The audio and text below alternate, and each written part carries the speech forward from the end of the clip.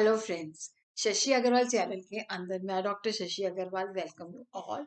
जैसे कि आजकल एग्जाम का सीजन चल रहा है तो मुझे लगता है कि काफी सारे टॉपिक जो है स्टूडेंट्स को रिक्वायर्ड होते हैं, तो उसी कड़ी के अंदर +1 कॉमर्स इन अकाउंट्स के लिए अकाउंटिंग कंसेप्ट्स एंड कन्वेंशन जो कि चैप्टर 3 है और जो कि accounting principles and accounting standards के अंदर फॉल करता है, उसको हम अंडरस्टैंड करेंगे।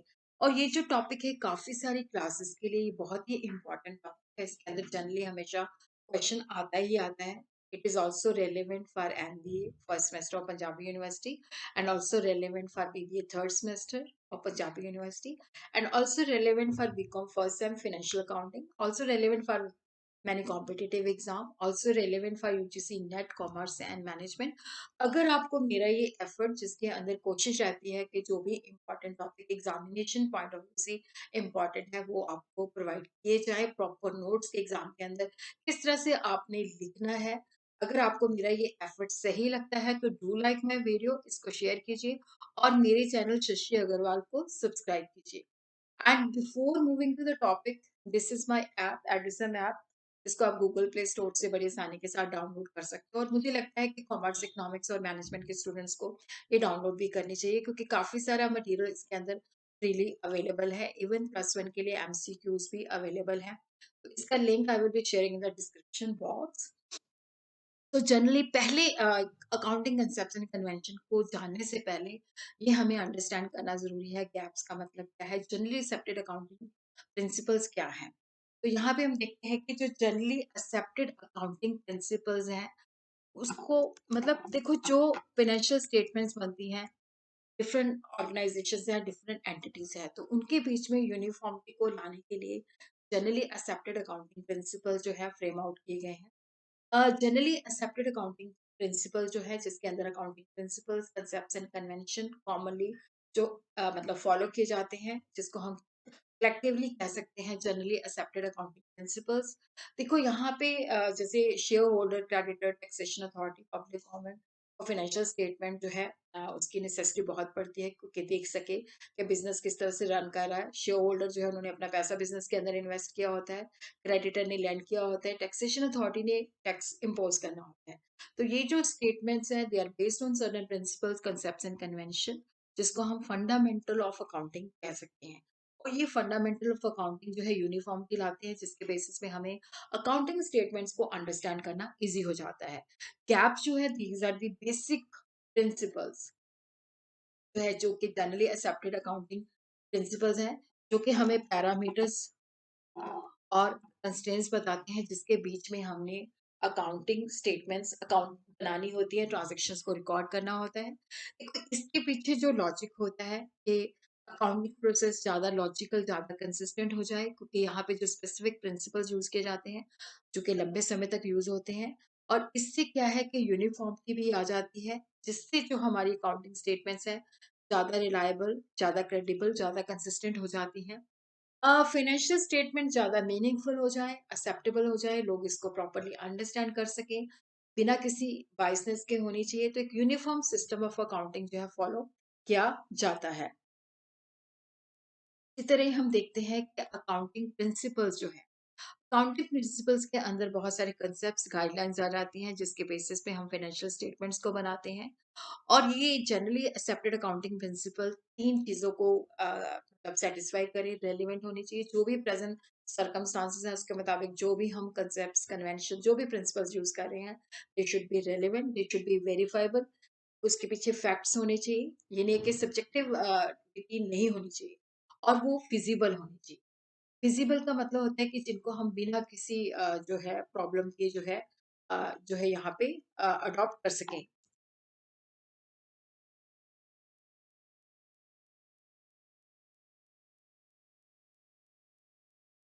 American Institute of Certified Public Accountant has defined the principles of accounting are the general laws और rules जिनको जब हम अडॉप्ट करते हैं, तो जिसके बेसिस पे हम अकाउंटिंग ट्रांजेक्शन्स को रिकॉर्ड करते हैं, फाइनेंशियल स्टेटमेंट्स को बनाते हैं। तो जो अकाउंटेंट्स होते हैं जब वो अकाउंटिंग ट्रांजेक्शन्स रिकॉर्ड करते हैं तो इन रूल्स को फॉलो करते हैं, और जिसके बेसिस पे हम asset, liability, capital, expense and income जो है उसको रिकॉर्ड करते हैं। तो जो अकाउंटिंग प्रिंसिपल्स हैं उनके अंदर ये फीचर्स होने चाहिए, क्योंकि बेसिकली ये डेवलप किए गए हैं बहुत सारी रीजनिंग एंड ऑब्जर्वेशन के बेसिस पे। तो ये हम नहीं कह सकते कि ये नेचुरल साइंस है कि जिसकी यूनिवर्सल एप्लीकेशन है। ये मैं मतलब ह्यूमन बींग्स के द्वारा डेवलप किए गए हैं। Business practices and custom, government की पॉलिसी काफी हद तक इनको इन्फ्लुएंस करती है। और सेकंड थिंग है कि ये ऑब्जेक्टिविटी होनी चाहिए, पर्सनल बायसनेस नहीं होना चाहिए, सब्जेक्टिविटी नहीं होनी चाहिए। मतलब ये फैक्ट्स के द्वारा जो है और डाटा के द्वारा वेरीफाई होना चाहिए, एविडेंस होना चाहिए जिसके बेसिस पे हम अकाउंटिंग स्टेटमेंट्स को रिकॉर्ड करते हैं। रेलेवेंट होनी चाहिए, फिजिबल होनी चाहिए जिसको हम बिना किसी ऑब्स्टिकल्स के अडॉप्ट कर सकें। और उसी तरह हम देखते हैं कि जो अकाउंटिंग प्रिंसिपल्स हैं वो हम क्लासिफाई कर सकते हैं अकाउंटिंग कंसेप्ट्स एंड कन्वेंशन के बेसिस पे। अकाउंटिंग कंसेप्ट जो होती है लॉजिकल कंस्ट्रक्शन होती है। जब हम अकाउंटिंग स्टेटमेंट बनाते हैं तो वो कुछ जो लॉजिकल कंसेप्ट होते हैं उनको हम फॉलो करते हैं। अकाउंटिंग कन्वेंशंस होती है, जैसे मान लो मैं हिंदू हूँ, कोई मुसलमान है, कोई सिख है, तो जो हमारे रीति रिवाज चले आते हैं पीढ़ी दर पीढ़ी उसको हम फॉलो करते हैं। तो अकाउंटिंग कन्वेंशंस भी just like that, outcome of accounting practices और principle which are followed by the organisation over a period of time. इस वीडियो के अंदर हमारा जो फोकस रहेगा अकाउंटिंग कंसेप्ट्स के ऊपर रहेगा। कंसेप्ट जो है that is the assumption which is accepted and followed by all. Accounting concept जो है हमें लॉजिकल वे में, रैशनल वे में गाइडलाइंस बनाती हैं जिसके बेसिस पे हम अकाउंटिंग प्रोसेस के अंदर इनको यूज करते हैं। ये जो अजम्पशंस हैं इसको हम अज्यूम करते हैं कि जब हम फाइनेंशियल स्टेटमेंट्स बनाते हैं तो उसको फॉलो करते हैं। अगर हम इसको फॉलो नहीं करते तो वो हमें डिस्क्लोज करनी पड़ती हैं। Fundamental accounting assumptions are recognised by accounting standard 1, disclosure of accounting policies के अंदर। तो क्वेश्चन ये राइज होते हैं कि why do we require accounting concepts convention. देखो, जो बिजनेस है वो हमारी ट्रू एंड फेयर पिक्चर को प्रेजेंट करे। और अगर ट्रू एंड फेयर पिक्चर को प्रेजेंट करना है तो जो बिजनेस एक्टिविटीज है उनको हमने सही तरीके से डिपिक्ट करेंगे, तभी वो ट्रू एंड फेयर वे जो है प्रेजेंट कर सकती है। तो ट्रू एंड फेयर व्यू को मतलब प्रेजेंट करने के लिए अकाउंटिंग जो है certain concepts and convention follow करती है जिसके बेसिस पे होता है कि अकाउंटिंग इंफॉर्मेशन जो है सही तरीके से प्रेजेंट हो सके। अब जो हमारा पहला बिजनेस एंटिटी कंसेप्ट है कि business and businessman both are separate. तो चाहे वो सोल प्रोप्राइटरशिप है, चाहे वो पार्टनरशिप फर्म है, चाहे वो जॉइंट स्टैक कंपनी है, अकाउंटिंग के अंदर हम इस कंसेप्ट को फॉलो करते हैं कि भी जो बिजनेस है और बिजनेसमैन है बोथ आर सेपरेट। जैसे मान लो ही इज मतलब यहाँ पे मैंने दिखाया है, ये he is the person, he is the owner of this organisation. तो ये समीर खन्ना है, उसने खन्ना एसोसिएट्स खोला हुआ है। तो Khanna associates and Sameer Khanna both are separate. तो खन्ना एसोसिएट्स के अंदर हम जो खन्ना एसोसिएट्स के बिजनेस के खर्चे हैं उसको, इनकम है उसको रिकॉर्ड करेंगे। हम समीर खन्ना के जो पर्सनल एक्सपेंसेस है उसको हम रिकॉर्ड नहीं करेंगे, क्योंकि यहाँ पे बिजनेस एंटिटी कंसेप्ट के अंदर हम ये अज्यूम करते हैं कि Sameer Khanna and Khanna associates both are separate. Business और बिजनेसमैन बोथ आर सेपरेट, ये आपने ध्यान रखना है। बिजनेस और ऑनर को हम सेपरेट व्यक्ति मानते हैं।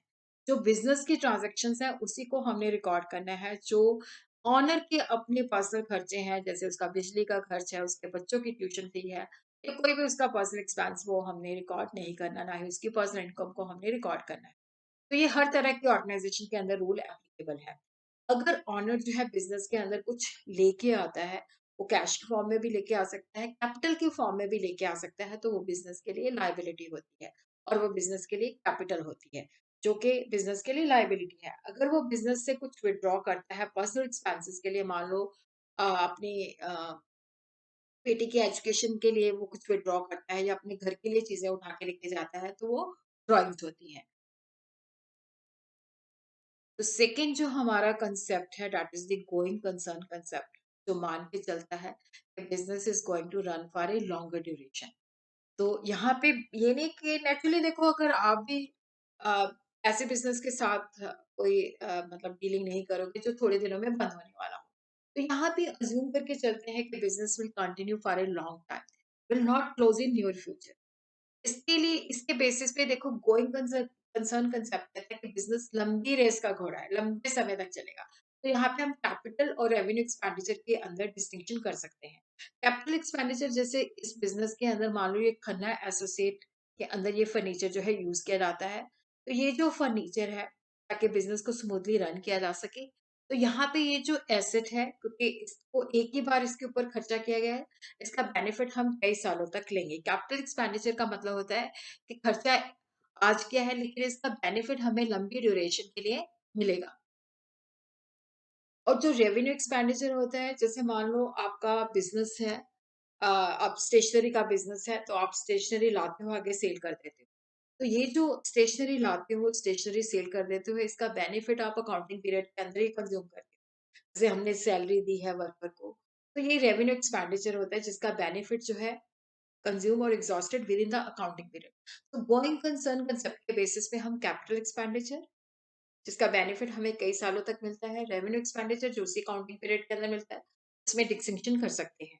और गोइंग कंसर्न कंसेप्ट हमें बताता है कि जो फिक्स एसेट है, जो प्राइस हमने पे किया है, मान लो हमने 10,000 पे किया है, तो जो प्राइस हमने इनकर किया है उसी पे रिकॉर्ड करना है। तो हर साल उसके अंदर से डेप्रिसिएशन माइनस होती जाएगी।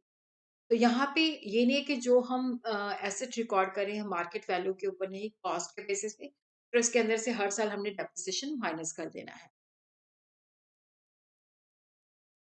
इसी तरह जो तीसरा कंसेप्ट है, that is the money measurement concept. Money measurement concept जो है हमें बताता है कि जो बिजनेस है उसके अंदर जो ट्रांजैक्शंस हमने रिकॉर्ड करनी है, जिनको हम मनी के रूप में एक्सप्रेस कर सकते हैं। अगर मैं ये कहूँ कि मेरे पास 100 चेयर्स हैं, 20 टेबल्स हैं, तो वो यूजलेस है। इसके अंदर मुझे बताना पड़ेगा पड़ेगा कि मेरा फर्नीचर 2 लाख का है, तो वो रिकॉर्ड होगा। बिज़नेस का फर्नीचर 2 लैक्स के अंदर है। जिन चीज़ों की वैल्यू को हम मनी के अंदर एक्सप्रेस कर सकते हैं, वो ही हम अकाउंट्स के अंदर जो है, उन्हीं चीज़ों को हम रिकॉर्ड करते हैं। मनी जो है that is the common denominator जिसके अंदर हम चीज़ों को रिकॉर्ड करते हैं, रिपोर्ट करते हैं। अगर मैं कहूँ 20 टेबल्स हैं, 10 चेयर हैं, तो ये यूज़लेस है। जब मैं कहूँ कि मेरे पास फर्नीचर 90,000 का है, तो इट मेक्स सम सेंस। तो जिन चीज़ों को हम मनी के अंदर एक्सप्रेस कर सकते हैं, वही चीज़ें हम इसके अंदर जो है रिकॉर्ड करते हैं। और उसी तरह ही देखो वैल्यू ऑफ मनी जो है उसको हम स्टैटिक मानते हैं कि जो वैल्यू ऑफ मनी है वो स्टेबल रहती है, क्योंकि ट्रांजैक्शन जो होती हैं उनको हम उस स्टेट पे रिकॉर्ड करते हैं जो उस दिन हम वैल्यू पे करते हैं।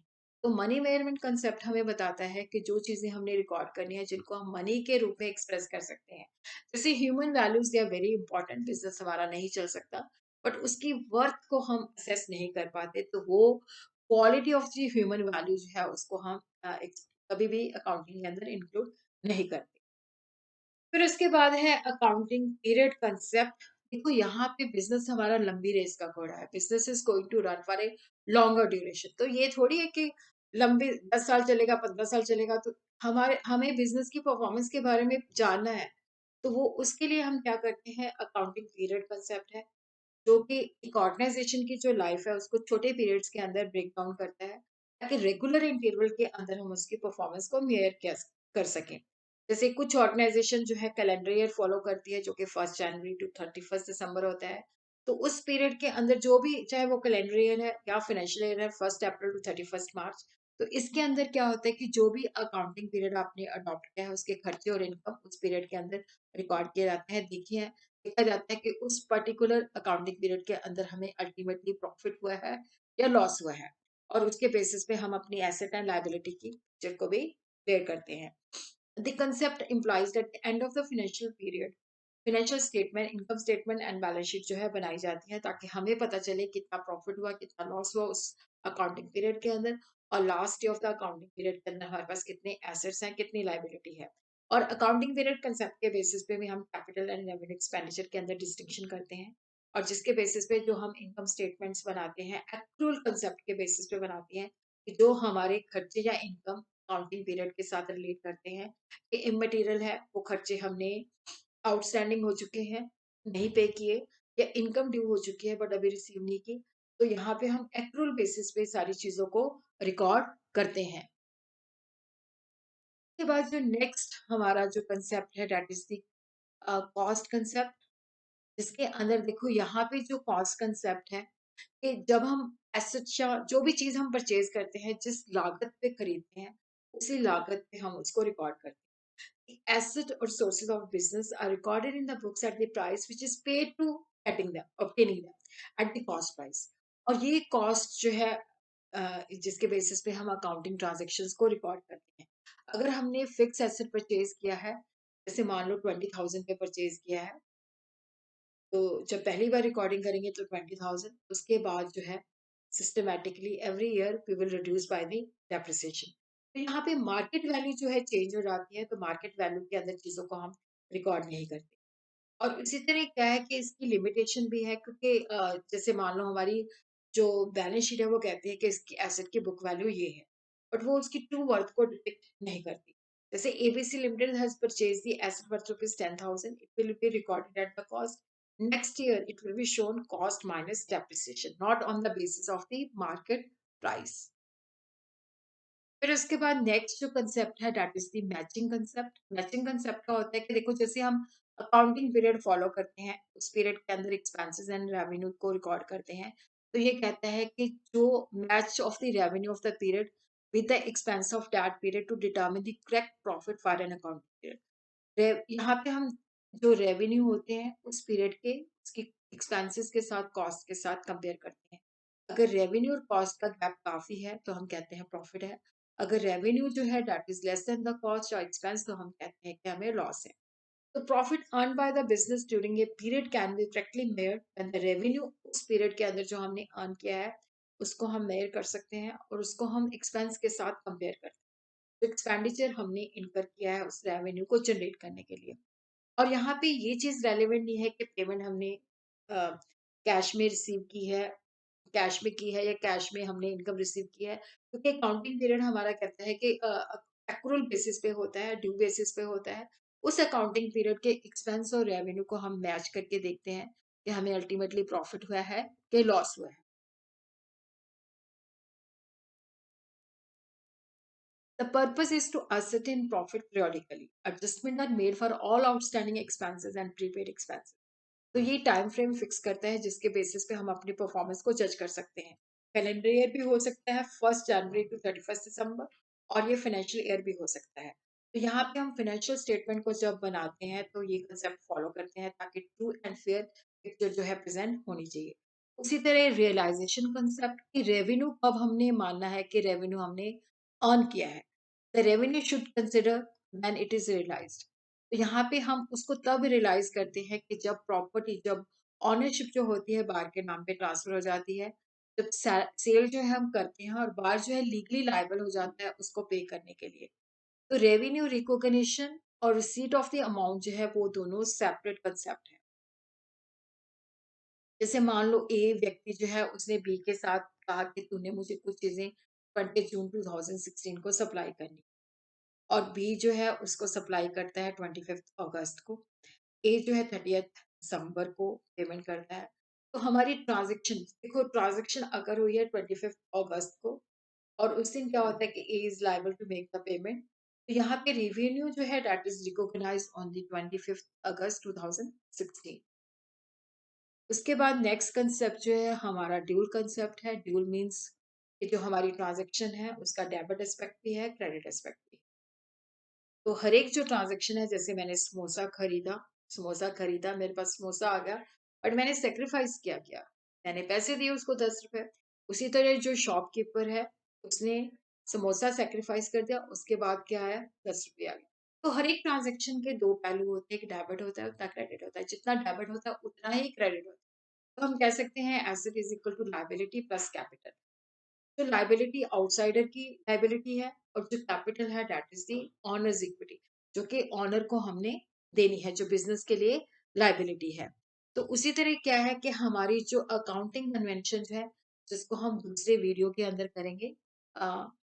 तो अगर आपको मेरा ये एफर्ट सही लगा है तो प्लीज डू लाइक, एंड अगर आपने मेरे चैनल को सब्सक्राइब नहीं किया हुआ तो प्लीज डू सब्सक्राइब।